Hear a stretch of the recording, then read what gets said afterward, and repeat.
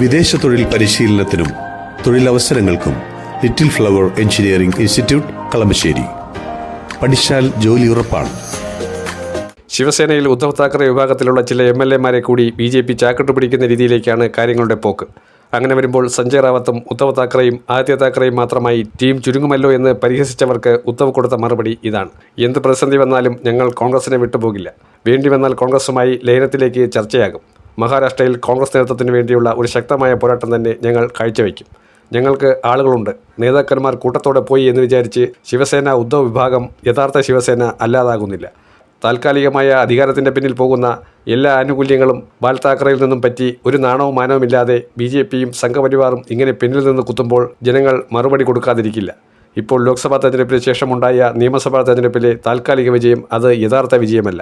EVM-ന്റെ കള്ളക്കളികളും election കമ്മീഷന്റെ ആനുകൂല്യങ്ങളും കൊണ്ട് വിജയിച്ചു വന്നതാണ്. 48-ൽ 30 സീറ്റുകൾ ജയിച്ച ഇന്ത്യ സഖ്യം എങ്ങനെയാണ് 5 മാസത്തിനുള്ളിൽ പരാജിതരായത്? എങ്ങനെയാണ് ശിവസേനയുടെ പിളർപ്പ് ആരംഭിച്ചത്? എന്തിനാണ് ഏക്നാഥ് ഷിൻഡെ ഉപമുഖ്യമന്ത്രി സ്ഥാനത്തിന് വേണ്ടി BJPയുമായി ടൈഅപ്പ് ഉണ്ടാക്കിയത്? ഷിൻഡെയ്ക്ക് ഉപമുഖ്യമന്ത്രി സ്ഥാനം വേണമായിരുന്നെങ്കിൽ തന്നോട് പറയാമായിരുന്നല്ലോ എന്ന് ഉദ്ധവ് താക്കറെ ആവർത്തിച്ചു പറയുന്നുണ്ട്. മുഖ്യമന്ത്രി സ്ഥാനത്ത് BJP അധികനാൾ ഏക്നാഥ് ഷിൻഡെയെ സ്വീകരിച്ചിരുത്തുമെന്ന് നിങ്ങളാരെങ്കിലും കരുതിയെങ്കിൽ തെറ്റി. ബീഹാറിലും മഹാരാഷ്ട്രയിലും എന്താണ് സംഭവിച്ചത്?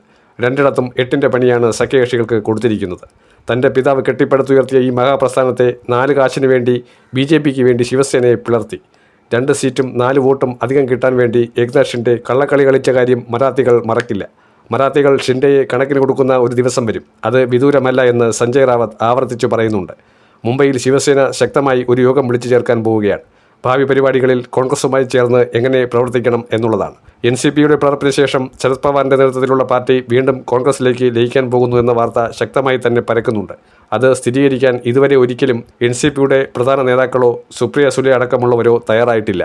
പക്ഷേ ഉടനടി അത് ഉണ്ടാകുമെന്ന് തന്നെയാണ് മനസ്സിലാക്കുന്നത്.